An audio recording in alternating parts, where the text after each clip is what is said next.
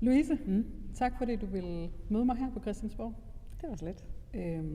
Du har jo en personlig indgangsvinkel ind i det her med kvinders sundhed, som handler om, at du selv har en sygdom. Ja, jeg er ramt af endometriose i ret hård grad, og har vidst det i de seneste 20 år. Har jo på forskellige måder kæmpet med sygdommen i forskellige faser af mit liv, alt afhængig af sådan, hvor syg jeg har været, kan man sige. Ikke?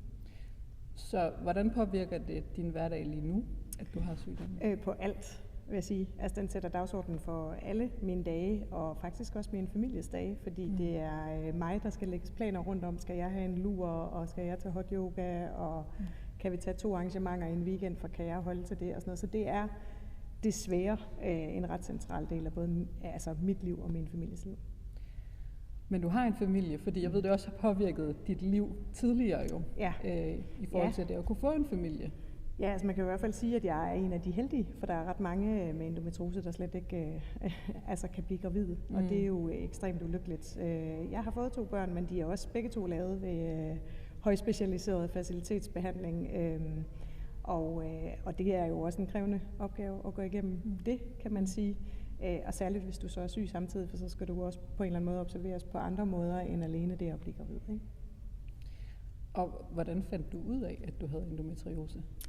Jamen det gjorde jeg, fordi jeg havde stærke menstruationssmerter, og det havde jeg sådan on and off, og jeg havde mange i gymnasiet, så røg jeg på p-piller, og så da jeg kom i sidst i 20'erne, og det sådan begyndte at komme igen på en eller anden måde, så tænkte jeg, nu må jeg hellere prøve at se, hvad jeg kan gøre ved det, selvom at det er jo lidt et sjovt begreb, det der med menstruationssmerter, fordi vi har jo kun ét begreb. Altså, så jeg gik jo også og sammenlignede mig lidt med nogle andre og tænkte, at de andre har jo også menstruationssmerter, så måske er det bare mig, der er lidt sart. Men så gik jeg til gynækolog, og så viste det sig, at jeg havde endometriose. Jeg anede ikke, hvad det var. Jeg anede ikke, det eksisterede.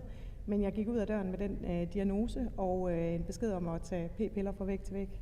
Okay. Og lidt stærkere smertestillende. Og det var ligesom det. Men stillede du dig tilfreds med det, eller hvad skete der ligesom derfra? Ja, for jeg vidste jo ikke rigtig noget.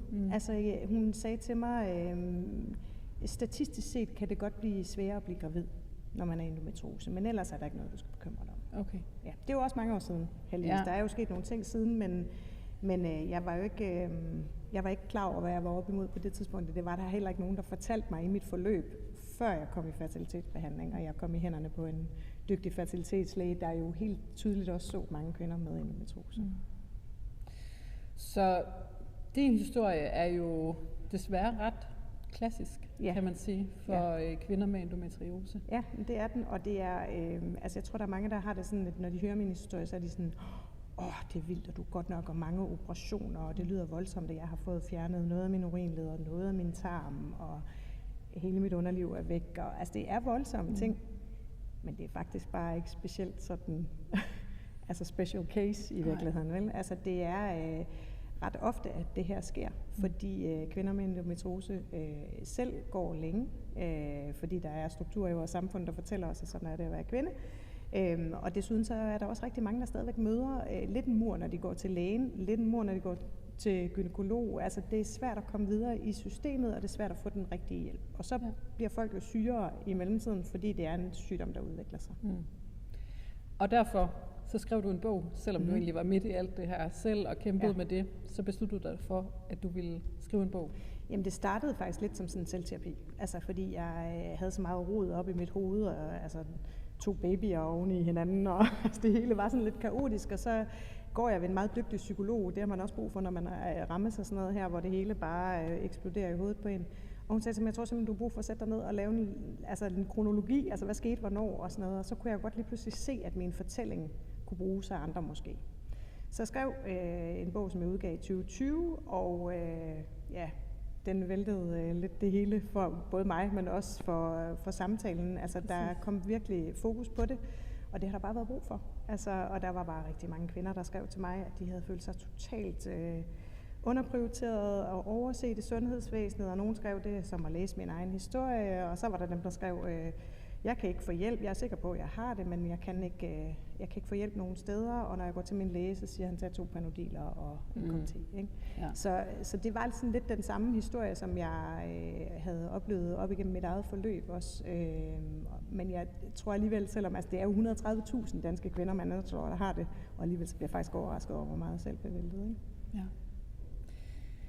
Så du har skrevet en bog, og så skete der en hel del. Nogle år senere, så er jeg jo med til at stifte en alliance. Så hvor synes du, vi står i dag i forhold til både den offentlige samtale, men også i forhold til handling? Vi står et meget bedre sted, end da jeg udgav min bog. Men jeg synes jo stadigvæk, der er plads til meget mere forbedring, og jeg synes, vi er på rette vej. Og 160 millioner til et center for forskning er virkelig en god start, men det gør det ikke alene, fordi der er en masse viden, vi stadigvæk ikke har kanaliseret ud. Der er generelt nogle niveauer, der skal lære at tale sammen også, så man hjælper kvinderne hurtigere. Og der er sådan den generelle samtale omkring det, og accepten af, at kvinders sundhed er underbelyst og underprioriteret, den mangler stadigvæk lidt. Og jeg kunne godt tænke mig, at den kom på sådan et plan, hvor det ikke blev sådan et, hvad så med mænds sundhed? Og altså sådan lidt mere, kan vi ikke godt bare tale om, at vi alle sammen selvfølgelig skal have de lige vilkår, eller have lige vilkår i sundhedsvæsenet. Det må være ligesom det, vi prioriterer i et velfærdssamfund. Præcis. Tusind tak, fordi du ville komme og fortælle din historie igen og tale med mig i dag. Det var så lidt.